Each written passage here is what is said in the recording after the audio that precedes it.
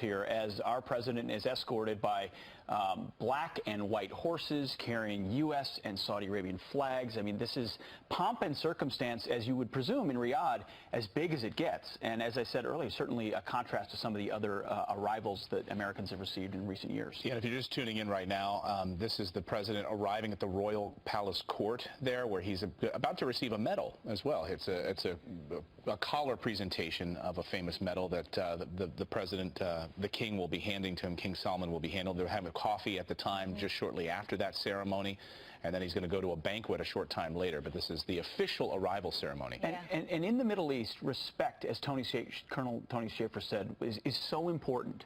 How they greet you, how you are greeted, how are you received, is oftentimes a very big symbol of how much you are valued or how much you are respected. And a ceremony like this, a reception like this, I think says a lot.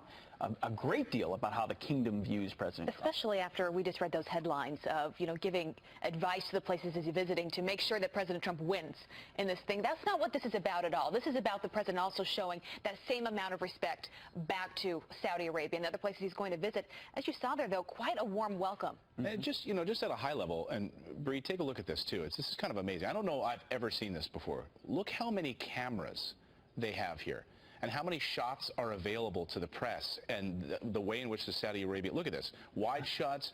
Think how many cameras are here, and you know that the king and his team made sure that this was captured from all angles to capture this sort of arrival of this president. It's pretty amazing. I can't recall ever seeing something like this. Absolutely. Yeah, you're exactly right. I think, they know that all eyes are on them right now, and they know that they have to pull out all the stops, and I think the fact that Donald Trump isn't bowing immediately automatically means that we're a step ahead from the last presidency. Absolutely. It's such a great observation, though. Really is. Most of the time you see one steady cam shot. This is clearly something where they wanted it, the size and scope of it to be visually understood and seen. Yeah, our tech expertise, Clayton Morris. Well, would notice. No, it's an important point and a great one, Clayton. I love that. Bree, hang on. We want to bring in Benjamin Hall, who's live for us following all of this in Riyadh, Saudi Arabia. Benjamin, as you said, it is very hot there, and this is the first stop for what seems to be a very busy day ahead. Yeah, that's right. Look, you only have to look around the city of Riyadh to see what a welcome President Trump is being given at the moment. In the last few days, we've been here driving around the city, and you see U.S. flags everywhere you drive alongside Saudi flags. There are images of President Trump on huge billboards all across this city. They are rolling out the red carpet because they are so honored that he has picked Saudi Arabia as the first stop on his first foreign trip. And of course, most presidents, the past 5 presidents in fact, have picked countries like the UK or Canada to go to, far safer options. President Trump coming here right to the very heart of the Middle East, and what we are seeing now is so symbolic.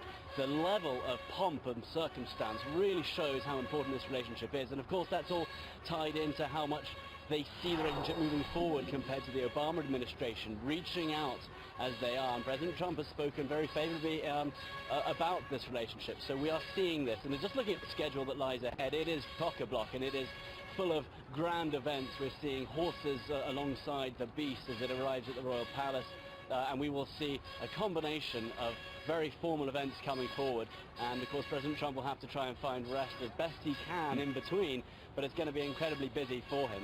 Guys?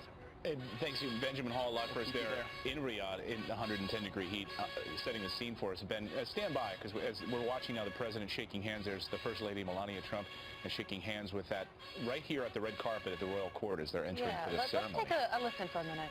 Yeah, no, sure.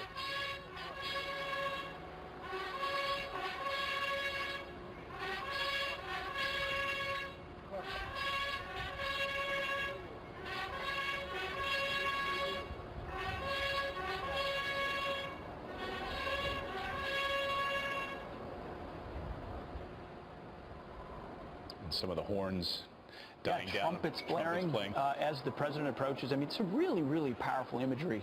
President coming out of his motorcade, walking around, greeting King Salman right at the edge of the red carpet, and a brief exchange, and now as they formally walk in toward the palace. You can't help but think of the challenges that we face today on the world stage. I mean, we were just talking to Peyton about ISIS and sort of the way forward with that. I mean, this is such an important time to have this meeting, to show each other that mutual respect, and it's refreshing to see this warm welcome. I think we're needing this right now. And here, I guess we'll take a listen to the American National Anthem.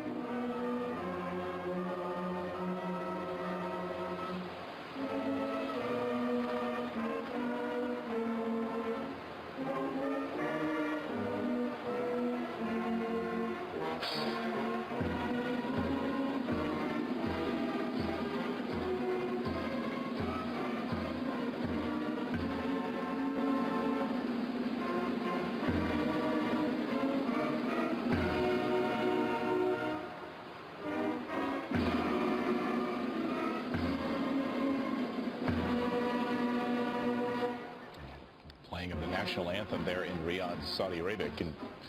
That's a really pretty powerful moment. You think you'd see that before? It's an amazing, amazing sight. We'll have to get the brain room to look into, you know, if that is what they do each and every time. But certainly this level of pomp and circumstance. The cameras, Clayton, was such a. I mean, this is produced for television. No, not every. Absolutely. On a foreign trip, you don't see it like this usually. I mean, they know the world's eyes are on them as well. It's not just about this president.